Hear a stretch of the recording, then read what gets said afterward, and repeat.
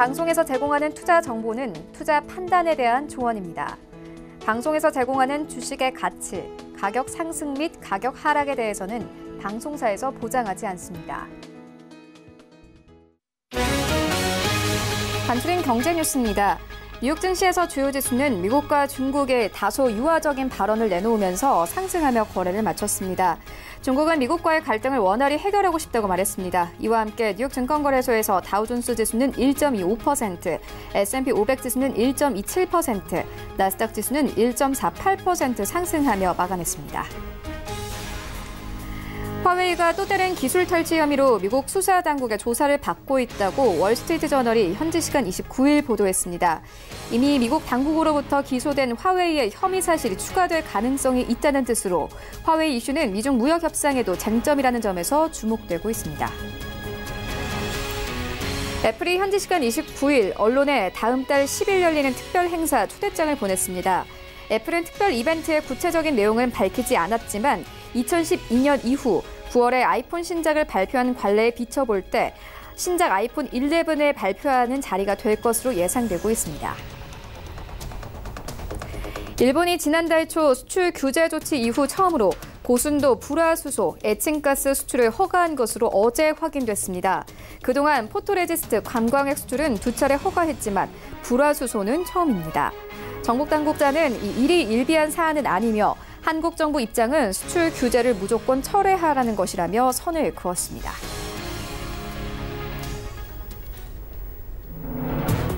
시청자 여러분 안녕하십니까? 출발 증시 와이드 1부 시작합니다. 최윤입니다.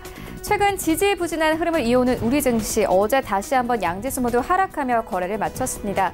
코스피 지수 어제 1930선대까지 다시 내려왔고요. 코스닥 시장은 다시 한번 600선이 깨졌습니다. 599선까지 내려오면서 시장 종가가 형성이 됐는데요. 최근 안전 자산에 대한 선호도가 높아지면서 어제 시장 하루 종일 지지부진한 흐름을 이어갔습니다. 특히나 어제 오후 2시 이재용 삼성전자 부회장에 대한 선고 결과가 발표되면서 외국인들의 매도폭이 커졌습니다. 특히나 우리 시장을 이끌고 있는 1위 기업이죠. 삼성전자가 1%대 약세를 보이면서 IT 부품주들이 관련주들이 모두 약세를 보였습니다. 또 어제 승계 작업이 있었다라는 선고 결과와 함께 삼성 바이오로직스에 대한 검찰 수사의 속도가 붙을 것이라는 우려가 나오면서 어제 관련된 종목들이 일제히 하락세를 보였습니다. 특히나 어제 약세를 보였던 종목들은 최근 시장에서 개인들의 매수가 몰렸던 종목이기 때문에 우리 시청자분들도 좀 걱정이 많으실 것 같은데요. 하지만 다행스러운 것은 간밤에 뉴욕 증시 3대 지수가 모두 1%대 반등세를 보였다는 점입니다. 미국과 중국의 긴장이 완화됐는데요. 이런 시장 상황들 오늘 출발 증시 와이드 1부에서 정확하게 알아보도록 하겠습니다. 네, 먼저 라이브 이슈타임에서는요. 오늘 8월 금통위가 열립니다. 금리 함께 전망하면서 시장 상황 짚도록 하겠고요. 이어서 대법원 판결에 삼성그룹주들이 약세를 이어갔습니다. 함께 투자 의견 들어보도록 하겠습니다. 이어지는 월가 산책 시간에는요. 필립 모리스 인터내셔널과 알트리아가 합병을 통해서 경쟁력 제고를 모색하고 있습니다. 함께 상황 알아보도록 하겠고 이어서 공급 과잉 석유 시장에 미국산 원유까지 시장에 쏟아져 나올 것으로 보입니다. 국제 유가 흐름 짚어보도록 하겠습니다. 출발 증시 와이드 1부 지금 출발합니다.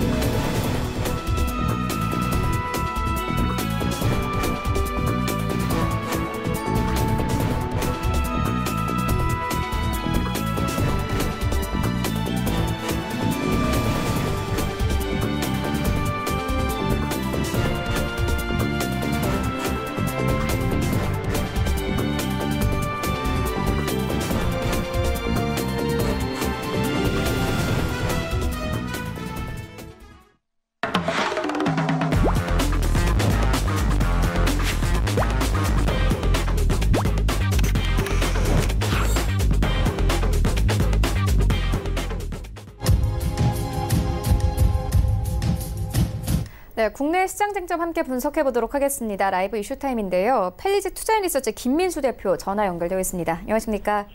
네, 안녕하십니까? 네, 먼저 오늘의 이슈부터 살펴보고 가도록 하겠습니다. 8월 금통위가 오늘 열립니다. 오늘 회의에서는 금리를 동결하고 인하 숨고르기에 들어갈 것이라는 전망이 많은데요. 금리 전망 어떻게 보계십니까?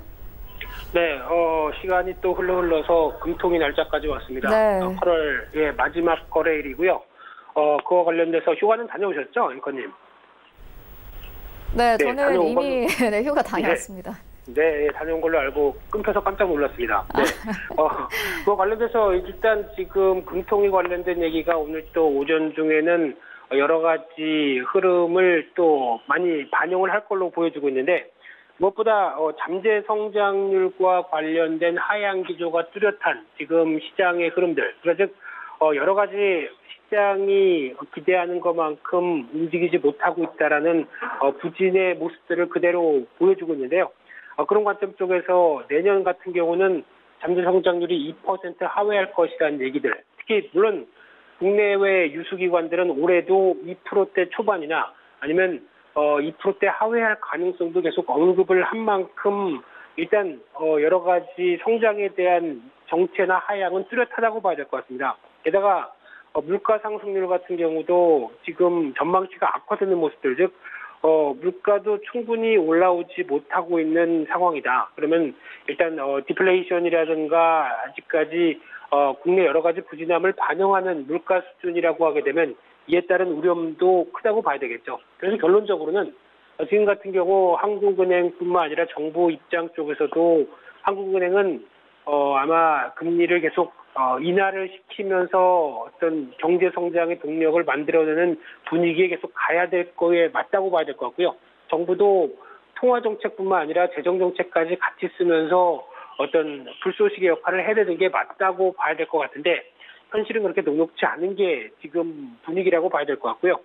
대표적으로 금리 인하 같은 경우도 필요성은 높지만은 가장 얘기가 많이 나오는 게 자본 유출 가능성에 대한 얘기들, 금리에 따른 금리를 낮추면서 나올 수 있는 자본 유출에 대한 얘기들, 게다가 정부 정책 자체가 가계 부채를 관리해야 되고 부동산 관련된 쪽에 억제를 이어간다라는 관점으로 보게 되면 정부의 의도와는 또 안 맞는 관점이다 보니까 눈치를 볼 필요가 있겠죠. 그런 관점 쪽에서 봤을 때 자본 유출 같은 경우는 아무래도 대만이나 이스라엘과 같은 경상수지 흑자를 내는 시등국을 비교해 봤을 때 조금 더 해답이 나오지 않을까 생각되고 있는데, 특히 0%대 금리에도 불구하고 자본 유출이 그렇게 크지 않다라고 하게 되면 조금 더 자신감을 가져야 될 부분이가 아닐까 생각이 들고 있고요. 이 부분에 대해서는 너무 그에 따른 물론 어떤 정책을 실행할 때 항상 명과 암이 있습니다. 그런 상황이라고 봤었을 때 그에 따른 우려 때문에 좀 적극적인 정책을 못 쓴다라는 부분들은 약간 핑계일 수밖에 없는 상황들이죠. 그렇기 때문에 지금 이런 동력이 많이 떨어진 상황 쪽에서는 이것저것 다 역할을 해야 되는 게 더 맞지 않을까 생각되고 있고요. 그와 함께 이제 재정 정책에 대한 강화 필요성도 상당히 지금 눈여겨 볼 수 있는 상황들인데, 특히 국내는 조금 약간 멀리 한다고 하더라도 글로벌 정부의 각국들은 지금 재정 정책을 강화할 준비를 하고 있습니다. 이런 쪽에도 동참을 해야 된다고 생각이 들고 있는데요. 대표적으로 미국 같은 경우는 벌써 이제 소득세 인하 얘기가 나오기 시작하죠. 물론 어떤 트럼프 재선을 위한 약간 포퓰리즘이 아니냐라는 성격이 나올 수도 있다고 하더라도, 이 과거의 공화당 정책을 비교해 보게 되면은 어떤 세금 관련된 부분에 손을 봤던 대표적인 소득세 인하는 벌써 레이건 대통령 때, 그리고 2001년도 때 부시 정권 때도 같이 비슷하게 이어졌습니다. 그러다 보니까 약간 소비가 떨어지는 측면 쪽에서 세금을 손보다 보니까 바로 소비 심리가 살아나는 역할을 많이 했었죠. 그러다 보니까 이에 따른 추진 기대감이 좀 높다고 봐야 될 것 같고요. ECB도 마찬가지로 지금 어제 나왔던 여러 가지 얘기들을 종합해 봤을 때 양적 완화는 살짝 조금 고민하고는 있지만은 경기부양책과 관련된 금리 중심의 여러 가지 변화들은 시행 준비를 하고 있다라는 관점적으로 봤을 때 기대감이 높다고 봐야 될 것 같고요. 조금 더 다급한 게 독일인 것 같습니다. 독일 같은 경우 지금 500억 달러 정도의 자체적인 경기부양책으로 단기 일자리나 여러 가지 변화에 대해서 지금 노력을 하겠다라고 하는 모습들 눈에 띄고요. 중국 같은 경우도 최근에 나왔던 재정정책 관련된 분위기를 보게 되면 대출 우대 금리를 선보았죠. 그러다 보니까 조금 더 대출에 가까이 갈 수 있도록 여러 가지 정책을 바꾸고 있고요.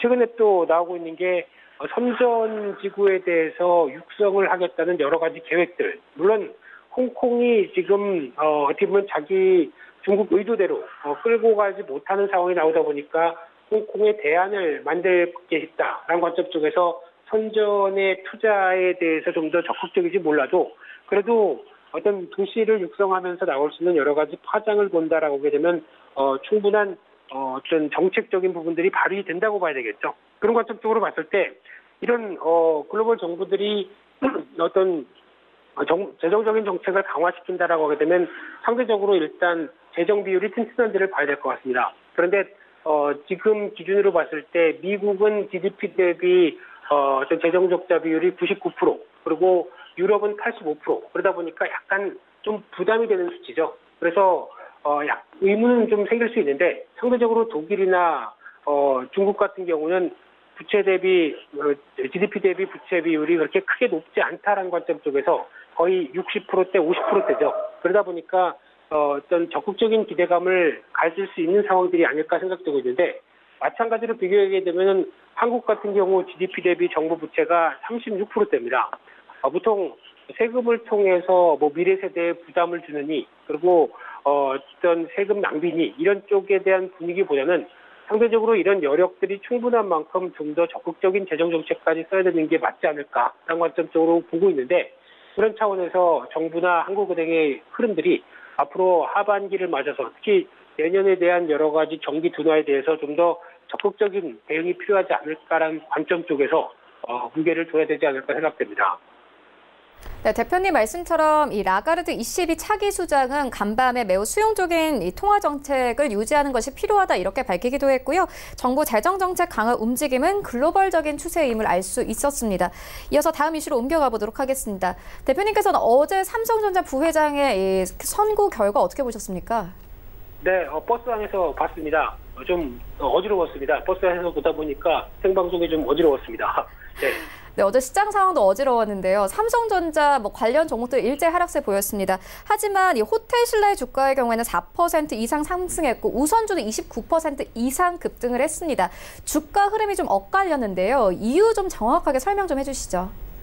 네, 이 부분을 얘기를 드리려고 하게 되면 약간 정치적인 생각까지, 정치적인 성향까지 드러나지 않을까 싶어서 조금 보시면 되는데요.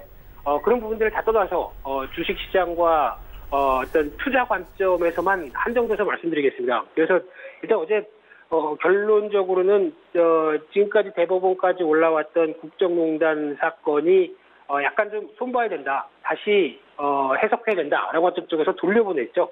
그러다 보니까 이제 다시 선고를 하려면 또 한 1년 정도가 남은 상황들인데 그런 상황 속에서 이제 지금 이제 가장 큰 주식시장과 관련된 쪽이라고 하게 되면 아무래도 삼성그룹과 이재용 부회장의 관계에 대한 여러 가지 흐름들의 해석이 중요하지 않을까 생각되고 있는데 지금 흐름으로 보게 되면 쉽게 말씀드리면 집행유예입니다. 그런데 지금 뇌물 액수가 증가했고 그에 따라서 다시 형량을 책정한다라고 하게 되면 약간 법정 구속까지 나올 수 있는 불확실성이 다시 늘어난 게 아니냐 이런 여러 가지 분석이 많다 보니까 그에 따라서 어제 삼성그룹주와 관련된 특히 대표적으로 삼성바이오로직스나 삼성물산 같은 어떤 승계 관련된 영향이 직접적으로 있는 종목들이 조금 더 등락폭이 좀 심했었죠. 그런 관점 쪽에서 또 삼성전자까지도 영향을 받는 게 어떤 투자와 관련된 부분들 쪽에서 지연되는 게 아니냐, 오너 리스크가 다시 부각되는 게 아니냐라는 관점 쪽에서 주가에 대한 우려감이 좀 컸다고 봐야 될 것 같고요.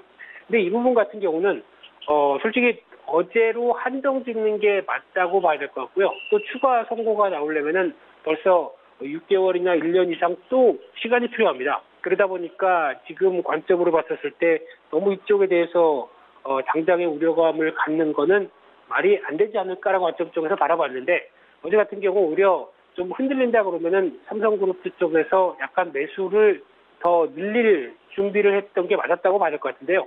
근데 그만큼 또 많이 흔들리지도 않았습니다. 그러다 보니까 일단 지금 투자 관련된 어떤 이제 이런 오너 리스크와 관련된 여러 가지 부분들은 당장은 아니지 않을까라는 관점 쪽으로 약간 유보적으로 바라보는 게 좋을 것 같고요.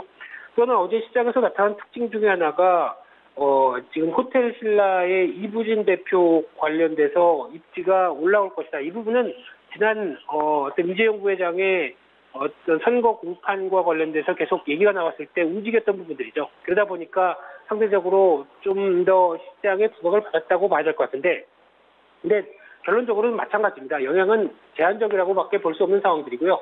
지금까지 약간 영역을 나누어서 해왔던 어떤 후계 흐름들이 아마 이재용 부회장이 조금 더 입지가 좁아진다고 이부진 대표가 또 강하게 올라설 수 있는 그런 입장의 상황은 아니죠. 쉽게 말씀드리면 유통 쪽에 대해서 강점을 보였던 활동을 했던 대표가 그러면 이제 IT나 이쪽에 대해서 올라왔을 때 과연 그에 따른 역할을 충분히 할 수 있을 것인가가 오히려 더 부각이 되어야 될 문제고요. 오히려 제가 보기에는 이부진 대표가 혹시나 삼성그룹 전반적으로 부각이 된다고 하게 되면 그게 더 오너 리스크가 클 수도 있다고 생각됩니다. 왜냐하면 안 했던 부분을 다시 손을 댄다라고 하게 되면 오히려 그에 따른 변화가 더 안 좋지 않을까 생각도 들고 있는데요. 결론적으로 봤을 때는 호텔 신라에 대한 주가 강세는 단기적이라고 봐야 될 것 같고요. 그에 따라서 오히려 면세점주가 그냥 낙폭 과대 때문에 움직였던 부분들, 그리고 아직까지는 환율이라든가 어떤 외국인 관광객들이 들어왔었을 때 올 수 있는 소비 여력들이 과거의 입지보다는 좀 많이 위축되어 있는 흐름들에 대해서 변화가 어떻게 들어오는지를 확인하는 게 더 중요하지 않을까 생각도 들고요. 따라서 지금 부분에서 호텔 신라는 혹시나 오늘까지 올라온다라고 하게 되면 일단은 비중을 줄이는 게 좋겠다, 이렇게 바라보고 있습니다. 네, 이렇게 악재가 가득한 상황에서 최근 IPO를 추진하던 회사들이 연달아 포기하고 있습니다. 그럼에도 불구하고 좀 주목해 볼 만한 회사들도 있을 것 같은데요. 어떤 종목들 좀 보면 되겠습니까? 네, 딱 두 종목 말씀드리겠습니다. 그 전에 IPO 관련된 쪽에서 지금 어떻게 보면 참 이때 우리 회사가 IPO를 해서 하고 한숨을 쉬고 있는 상황들이죠.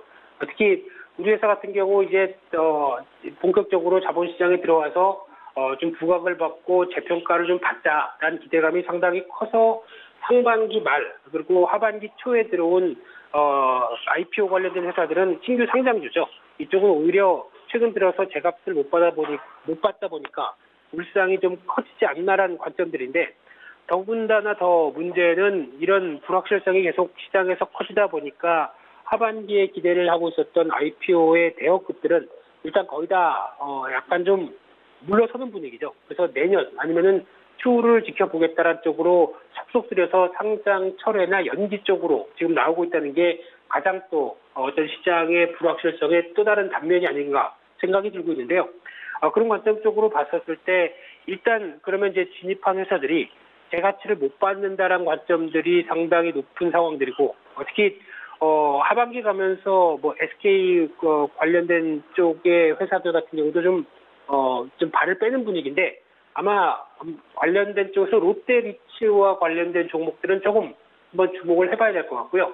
과거에 상반기에 홈플러스 리츠가 시도를 했다가 좀 무산됐었죠. 근데 이 부분이 리츠 관련된 쪽은 가장 중요한 게 물론 유통 쪽에서 그렇게 어려움이 있다고 하더라도 지금 어떻게 보면 영업 수익과 직결돼서 바로 배당을 할 수 있는 여력들을 연결시키는 회사다 보니까 그에 따라서 나올 수 있는 부분들은 그래도 꾸준하다라는 관점이라고 하게 되면 상대적인 배당 메리트가 높아질 수 있다는 점에서 이번에 하반기에 진행되는 롯데리츠 관련된 쪽은 한 번쯤은 좀 더 눈여겨볼 필요가 있을 것 같고요. 그 밖에 이번에 IPO를 진행했는데 관심 있는 종목 쪽에 두 종목을 보게 되면 첫 번째가 코인테크라는 종목입니다. 이 회사 같은 경우는 쉽게 말씀드리면 자동화 시스템 관련돼서 강점이 있는 회사고요. 과거에 석유화학 쪽에서 약간 플랜트 관련된 쪽에서 시스템 쪽에서 강점을 갖고 납품에 대한 노하우가 있었는데, 그러다 보니까 2차 전지, 반도체, 디스플레이, 헬스케어 관련된 공장 자동화 쪽에서 시스템을 강점을 보이면서 수주가 늘어나고 있는데, 그래서 올해 2차 전지 쪽만 하더라도 약 한 700억대 수주가 늘어나다 보니까 약간 2차 전지 관련주까지도 봐야 되는 게 아니냐, 이런 쪽으로 나오고 있고요. 특히 매출 관련해서 올해 1천억 대, 그래서 작년 대비해서 30% 이상 늘어날 걸로 보여지고 있고요. 영업이익도 240억 대, 그래서 130% 가까이 늘어날 걸로 보여지고 있는데 이제 최근에 좀 올라와서 시가총액이 2,500억 대입니다. 근데 수주를 반영한 성장세를 체크를 한다라고 하게 되면 조금 더 가도 누가 모를 사람이 없지 않을까라는 관점 쪽에서 주목을 하고 있고요. 두 번째는 세경 하이테크라는 회사인데요. 이 회사 같은 경우는 휴대폰용 데코 필름에 주력하는 회사고 삼성전자 쪽에 납품을 주력으로 하는 회사인데 특히 최근에 중화권 쪽의 물량이 늘어나고 단말기 적용이 늘어나면서 매출의 성장세가 좀 주목되고 있는 상황들인데 특히 지금은 아니라고 하더라도 폴더블 폰 관련된 어떤 부품 소재에 대한 시각들이 다시 올라온다. 그러면은 바로 같이 삼성 디스플레이와 폴더블 폰용 관련된 소재 쪽에서 같이 개발을 했던 경험이 있던 만큼 연관된 종목이라고 봐야 될 것 같고요. 게다가 이제 베트남 공장이 완공되면서 캐파도 늘어난다라는 관점적으로 봤을 때 주목할 필요가 있다고 보여지고 있는데 특히 올해 실적 대비 그렇게 주가가 비싸지가 않습니다. 올해 영업이익이 한 400억 대가 넘을 걸로 지금 추정을 하고 있는 상황들인데 시가총액이 1,800억 대다. 그러면은 물론 지금 IT 부품주나 소재주가 최근에 어떤 스마트폰의 위축 때문에 그렇게 크게 영향을 받지 못하고 있는 상황들인데 그런 분위기가 약간 좀 잦아들고 시장 안정권이 들어온다라고 하게 되면 분명히 부각을 받지 않을까라는 관점 쪽에서 주목을 하고 있는 대표적인 종목입니다. 네, 알겠습니다. 지금까지 펠리즈 투자인리서치 김민수 대표와 함께했습니다. 고맙습니다. 네, 감사합니다.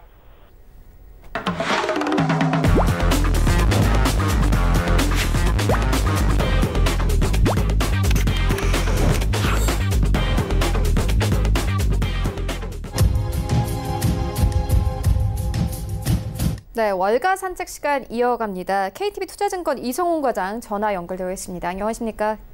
네, 안녕하십니까? 네, 첫 번째 이슈부터 시작을 해보도록 하겠습니다. 필립 모리스 인터내셔널과 알트리아가 합병을 통해서 경쟁력 제고를 모색하고 있습니다. 합병이 완료되면 이 기업 가치가 약 2천억 달러의 초대형 기업이 탄생하게 되는데요. 이 자세한 내용 좀 살펴봐 주시죠. 네, 말씀하셨듯이 어떻게 보면 전자담배 열풍의 흡연이 감소가 겹치면서 10년째 쭉 고전해온 전통 연초 담배 회사죠. 필립 모리스가 합병을 통한 활로 모색에 나섰다는 부분이 밝혀졌습니다. 우선 기세 좋은 전자담배 시장과 어떤 태조하는 연초 담배 시장 사이에서 동시에 출현한 이 기회와 위협이라는 두 상반된 요인이 합병 논의를 촉발하는 양상이라고 좀 볼 수 있겠고요. 이 글로벌 담배 회사 필립 모리스 인터내셔널과 이 알트리아가 합병 협상에 대한 벌이고 있는 상황에서 곧 이제 합의에 도달할 것으로 좀 보여주고 있습니다. 이 둘의 합병은 원래 한 회사였다가 쪼개진 두 법인 기업이 재합병하는 것이라고 볼 수 있겠는데요. 1847년에 영국 런던의 작은 담배 가게를 시작한 필립 모리스가 1902년에 미국에 진출했고 2003년에는 알트리아 그룹으로 이름을 바꿨습니다. 이어서 2008년에는 폐암, 담배 소송 등에 따른 위험을 낮추려고 이 미국을 제외한 해외 사업을 전담할 필립 모리스 인터내셔널을 알트리아에서 분사한 바 있는데요. 이 유명 담배 브랜드인 말보르 같은 경우에 이 알트리아는 미국 내 판매권을 또 필립 모리스는 나머지 지역 판권을 지금 갖고 있는데 이 합병이 성사되면은 말씀하셨듯이 기업 가치가 2천억 달러 약 243조 가량에 넘는 거대 기업이 탄생할 것으로 전망되고 있습니다. 이 필립 모리스가 합병 법인의 지분 59%를 나머지 41%를 알트리아가 보유한다는 조건에서 현재 논의가 진행 중인 것으로 좀 알려졌고요. 연초 담배 출하량으로 봤을 때도 이 담배 회사들이 예상한 것보다 훨씬 가파르게 지금 감소하고 있는데요. 작년에 연초 담배는 세계 1위 시장인 중국에서 2조 3,690억 개비, 2위인 인도네시아에서 3,070억 개비가 좀 팔렸는데요. 이 두 지역은 12년 전, 그러니까 2006년이죠. 2012년 전에 비해 좀 증가한 추세고, 하지만 또 다른 거대 시장이죠. 이 미국, 러시아, 일본 같은 경우에는 2006년에 비교했을 때도 3분의 1가량 대폭 줄은 모습을 보여주고 있습니다. 이 알트리아 담배 출하량은 10년 동안 해마다 마이너스를 기록하면서 작년에는 전년 대비 마이너스 35.2%를 기록했고요. 역시 2014년부터 출하량이 감소세에 들어선 필립 모리스 같은 경우에도 작년에 마이너스 10.1%를 기록했습니다. 필립 모리스 최고 경영자죠. 이 앙드레 칼탄 드조폴로스 같은 경우가 말했던 내용에 따르면 이 회사는 미래의 그 연기 없는 담배 시장으로 이행하고 있고 언젠가는 전통 연초 담배 판매를 중단하게 될 것이라는 부분을 밝혔고요. 이 필립 모리스와 알트리아 같은 경우에도 이 분사 이후에 10년간 시장 선호 변화에 대응하면서 이 전자담배로 방향을 틀어오긴 한 부분이다. 이런 부분으로 지금 얘기를 하고 있습니다. 필립 모리스 같은 경우에는 2008년 이래 관련형 전자담배죠. 이 아이코스와 다른 신종 담배 개발에 60억 달러를 지출했고 이 알트리아 같은 경우는 시장 판도 변화에 따라가기 위해서 사실상 도박에 나섰다 볼 수 있겠는데요. 이 알트리아가 작년에 128억 달러를 투자하면서 액상형 전자담배죠. 스타트업 줄에 지분 35%를 인수한 것으로 자신들의 대표 상품인 말보로 시장을 줄이 깎아먹는 위험까지 감소하고 나선 셈이라고 좀 나선 셈인데라고 좀 생각이 판단되고 있고 작년 미국에서 판매된 연초 담배는 1,070억 달러, 관련형 액상형 전자담배는 150억 달러에 지금 달하는 수치라고 좀 볼 수 있겠습니다. 2년 전에는 전 세계 담배 시장 1위죠. 이 브리티시 아메리카 토바코가 이 경쟁자인 미국 2위의 담배 업체죠. 레이노즈 아메리칸을 인수한 바 있는데요. 아무튼 전자담배 성장세가 급속해지면서 전통적인 태우는 담배 매출과 격차도 좀 많이 좁혀지고 있습니다. 작년에 미국 내 매출을 기준으로 태우는 담배는 1,070억 달러 육박했고, 이 정도 수준이라고 한다면은, 이제 곧 어떻게 본다면 전자담배의 시장 점유율이 연초담배 시장을 곧 넘지 않을까, 이렇게 보입니다. 네, 담배 시장의 판도도 바뀌게 될 것 같은데요. 계속 나오는 뉴스는 따라가 보도록 하겠습니다. 이어서 유가 흐름 짚어보도록 하겠습니다. 이 세계 석유 시장이 공급 과잉 상태인 가운데 미국산 원유까지 시장에 쏟아져 나올 것으로 예고되고 있습니다. 미국의 원유 생산량이 증가했기 때문인데요. 국제 유가 흐름 어떻게 보고 계십니까? 네, 국제유가는 요새도 변동성이 좀 많이 심한 현재 상황이라고 볼 수 있겠는데, 세계 석유 시장이 말씀하셨듯이 공급 과잉 상태로 가고 있습니다. 미국산 원유에 이런 시장에서 불안감이 많이 있다라고 볼 수 있겠는데, 우선 현재 공급이 원활한 상태에서 미국의 증산과 어떤 수출 증가는 특히 이제 무역 전쟁이 계속 이어지면서 수요를 억제시킬 경우에 가격 하락을 압박시킬 것이라는 지금 보도가 많이 나와주고 있고요.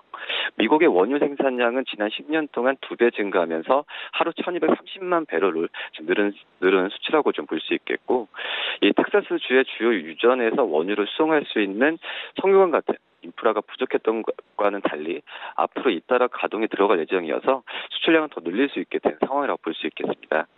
시티그룹은 작년에 비해서 현재 미국의 하루 원유 수출량은 97,000 배럴이 더 늘어난 상태라고 볼 수 있겠고요. 이 새로운 송유관으로 인해서 올해 말까지 미국의 하루 원유 수출량이 현재보다 100만 배럴 늘어난 400만 배럴까지 증가할 것으로 전망했습니다.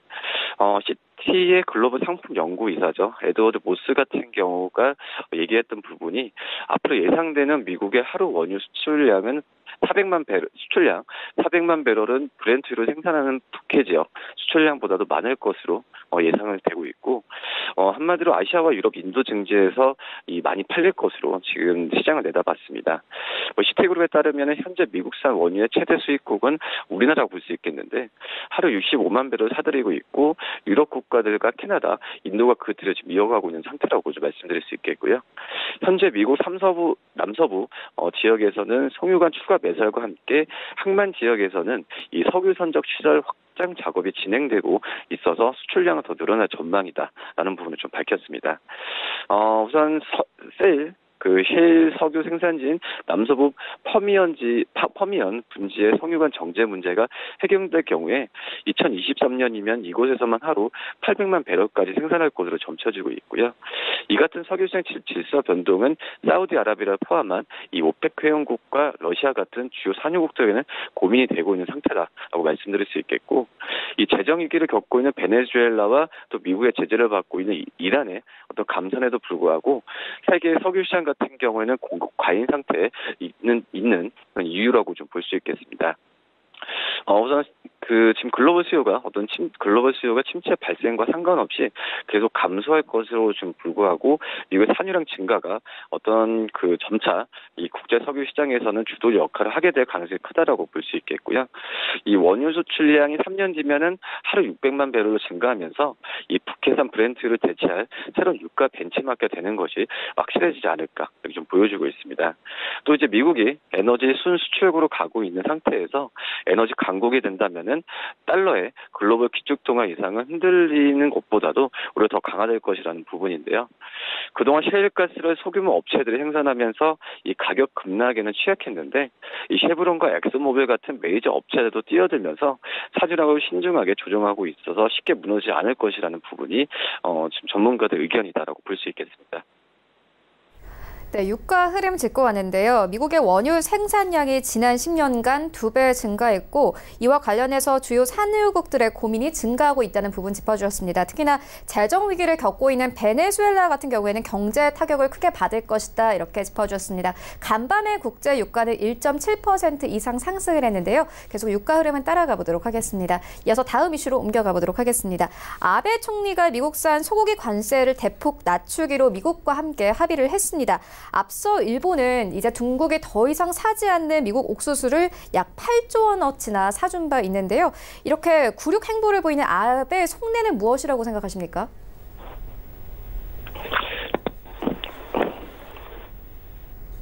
네, 전화 연결이 조금 현재 좀 전화 연결 다시 한번 해보도록 하겠습니다. 이성훈 과장 연결되어 있는데요. 과장님? 네. 네.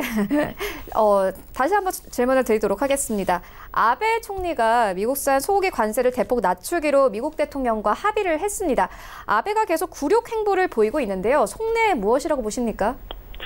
네, 우선 아베 신조 일본 총리가 미국산 소고기 관세를 대폭 낮추기로 이 도널드 트럼프 미국 대통령과 합의하면서 일본 소고기 시장을 놓고 이 미국과 호주, 일본의 3파전이 이제 시작된다라고 볼 수 있겠는데, 우선 아베 총리와 협상에서 자국 농가를 보호할 수단을 마련하지 못하면서 일본 농가가 경쟁에서 가장 불리한 위치에 놓이게 된 현재 상황이라고 볼 수 있겠습니다. 수익성 좋은 일본 소고기 시장에서 이 스테이크 전쟁이 어떤 지글거리고 있다 이런 표현까지 나와주고 있는데, 일본이 미국산 소고기 관세를 낮추기로 하면서 이 미국 농가의 가장 큰 경쟁자죠. 이 호주 농가가 밀려나지 않기 위해 안간힘을 쓰고 있다는 부분을 보도했고요. 일본 같은 경우에는 소고기 소비량의 거의 60%를 해외에서 수입하고 있는데요. 수입되는 소고기 51%가 호주산, 41%가 미국산입니다.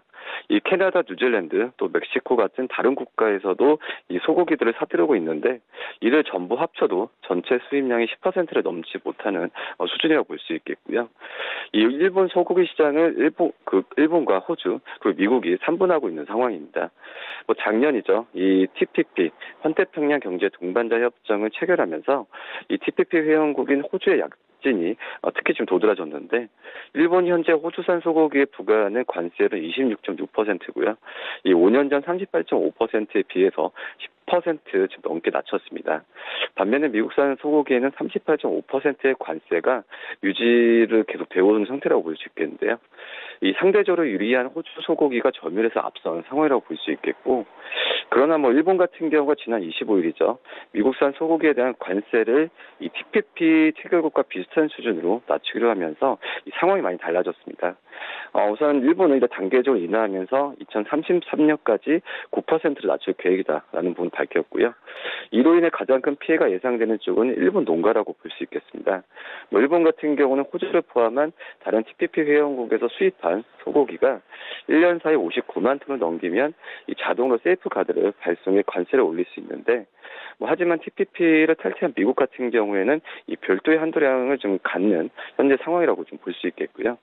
이 호주산 소고기의 세이프 가드를 발동해도 미국산 소고기에는 이를 적용할 수 없어서 일본 농가가 입는 피해를 상쇄하기 어려워졌다는 의미라고 볼 수 있겠습니다. 사실상 이 TPP 세이프가드 제도가 반쪽짜리가 되면서 일본 농가들은 보호할 수단이 많이 줄어들었다라고 볼 수 있겠고요. 이에 일본 야권은 강하게 반발하고 있습니다. 하토야무 유키오 일본 전 총리 같은 경우에는 트위터에서 얘기했던 내용이 예상했던 대로 일본이 농업에서 양보했고 자동차 분야에서 이길 수 없었다라고 밝히면서 이런 식의 미국을 추종하는 외교 정치를 기뻐하는 것은 어떻게 보면은 지금 시장에서는 도움이 되지 않다라고 좀 말씀드릴 수 있겠고 이렇게 좀 평가를 했었고 자유무역 협정 지지해온 일본 유신회의 바다 간사장 같은 경우에도 일본국에 도움이 되지 않는다는 부분을 좀 지적을 했습니다. 이 논란이 거세지면서 집권 야당이죠. 이 자민당 같은 경우에는 협상을 통해서 TPP 회원국과 미국의 소고기 수입 한도량을 연계하겠다라고 제안했고요. 그러나 호주가 이를 즉각 거절하면서 이 자민당은 핵심 지지층인 농가의 표를 잃을 위기를 지금 맞게 된 현재 상황이라고 볼 수 있겠습니다. 우선 그 호주의 쪽에서 본다고 한다면 이 소고기를 포함한 그 어떤 물품에 대해서도 이 TPP 규정 관련해서 재협상하지 않을 것이라는 부분을 좀 강조하면서 이 계속해서 시장 점유율에 어떤 변동성이 있지 않을까 좀 이렇게 판단됩니다. 네, 일본 이슈 짚고 왔는데요. 이어서 중국 이슈도 다뤄보도록 하겠습니다. 세계 최대 돼지고기 소비국인 중국이 최근 아프리카 돼지 열병으로 인해서 공급 부족으로 돼지고기 가격이 급등해서 비상입니다. 아무래도 좀 물가 상승에도 큰 영향 줄 것 같은데요. 어떻게 보고 계십니까? 네, 우선 그 대리자병에 직격탄을 맞은 중국에서 돼지고기 가격이 2주 사이 18%나 치솟았습니다. 이 중국은 세계 최대 돼지고기 소비국이자 생산국이라고 볼 수 있겠는데, 지난 9일 이후에 2주 동안 중국에서 돼지고기 가격이 18% 올랐다고 월스트리트저널이 좀 보도를 했는데, 돼지고기 평균 가격은 1kg당 26.91위안이었지만은 23일에는 31.77위안으로 상승했습니다. 이 작년과 비교하면 50% 넘게 뛰었는데요.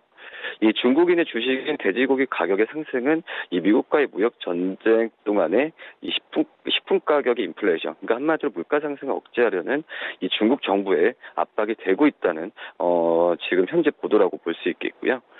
돼지고기 가격이 나날이 오르는 이런 돼지 열병 여파로 어떻게 보면은 돼지고기 공급이 줄어든 영향이 좀 가장 크다라고 좀 볼 수 있겠습니다.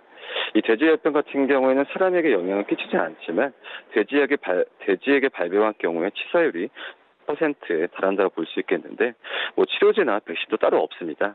이 돼지열병 같은 경우에는 작년 8월에 아시아에선 처음으로 중국 라오닝 성에서는 발생했는데 이후 중국 정부가 공식 발표에 따르면은 거의 120만 마리가 도살됐고 비공식적인 도살 규모는 훨씬 크다라는 이런 보도라고 볼 수 있겠습니다. 네덜란드 은행이죠. 라보뱅크는 올해 말까지 중국에서 돼지 2억 마리가 죽어서 돼지고기 생산량이 30% 줄어들 것으로 보여주고 있고요. 이 베이징에서 20년 가까이 돼지고기를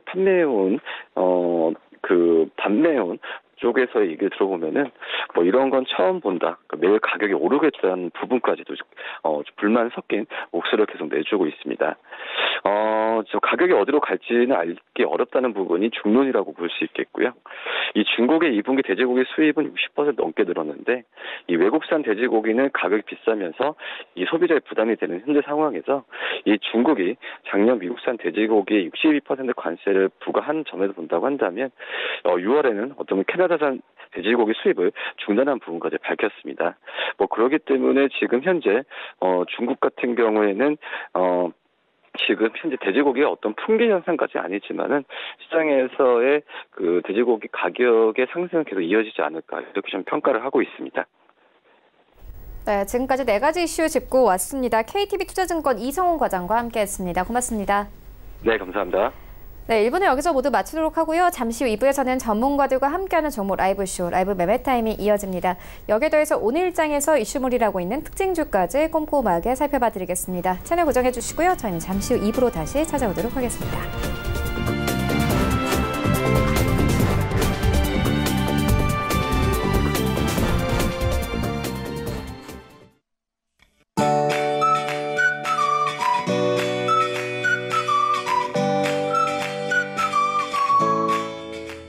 안녕하세요. K웨더 라이프스타일 예보 오조입니다.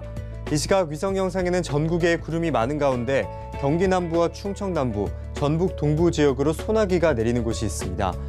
어제 중부지방을 중심으로 강한 바람과 함께 요란한 소나기가 오락가락했습니다. 이 때문에 체감상으로는 쌀쌀하다고 느낄 정도였는데요. 오늘도 중부 내륙을 중심으로 오후 한때 소나기가 예상되지만 어제만큼 내리진 않겠습니다. 따라서 중부지방에 계신 분들은 외출하실 때 작은 우산을 챙기시기 바라고요. 소나기와 함께 대기순환도 원활해지면서 오늘 전국의 공기질은 아주 깨끗하겠습니다. 이제 어느덧 8월의 마지막 평일입니다. 이제는 다가오는 9월을 맞이해야 하는데요. 아침 저녁으로 선선해지면서 금방 가을이구나 싶습니다. 오늘은 전국이 대체로 맑은 가운데 낮 기온은 어제보다 오르겠지만 큰 무더위까지는 없겠습니다. 오늘 낮 기온은 서울과 춘천, 대전은 27도, 강릉과 광주, 부산은 28도를 기록하며 후텁지근한 날씨는 계속되겠습니다. 다음은 자세한 지역별 날씨입니다.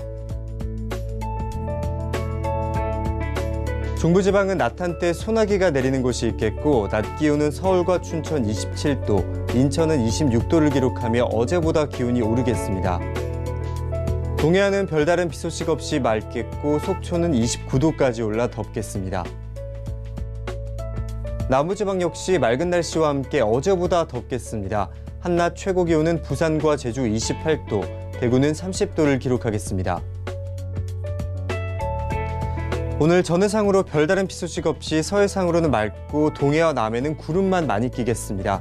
그리고 바다의 물결 또한 잔잔하게 일면서 항해나 조업하시기에 적합한 날씨 예상됩니다. 8월의 마지막에 내일도 하늘에 구름만 끼면서 야외 활동하기에 좋은 날씨가 예상됩니다. 다만 일요일부터는 제주도와 남해안에 비가 내리면서 다음 주에는 충청 이남 지역까지 비가 확대될 것으로 전망됩니다. 8월의 멋진 금요일 되시길 바랍니다. 날씨였습니다.